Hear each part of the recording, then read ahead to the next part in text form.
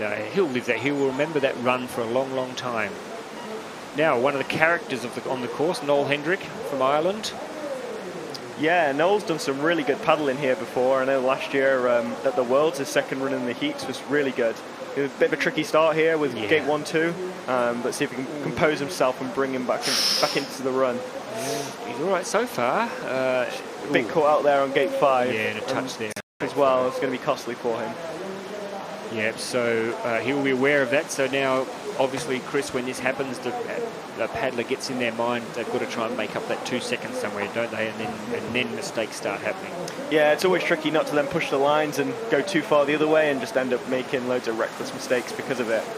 It's a really fine line, and I think, well, we're seeing him pushing the lines. Looks like he's just about holding on at the minute, but I still think that top mistake has been a bit costly for him. Yep. So 2 seconds on gate 5. Noel Hendrick. So the time at the moment, only one athlete has gone under the 100 seconds, and that is Johnny Dixon from Great Britain. He went under there with a gate touch. So, well, maybe could that be? Could he be in the mix? What an exciting day that would be to have Johnny Dixon through, having been the first paddler on the course for a semi-final. Yeah, that's always an interesting one. If you're first down and you still hold him first for longer and longer, it becomes more real that you might be making that final. What's it like, Chris, when you're out there and you posted a time which you think is competitive, but you've got to sit and wait and see what everybody's doing? What's it like as an athlete? It usually feels like a pretty long time, especially if you're the first off. I think you're probably one of two people. You sit and want to watch the race, or you just want to get away and let that 40 minutes pass without really looking at any of the racing, because you don't want to know what's happening and just turn up at the end and find out. So what do you reckon Johnny will be doing right now?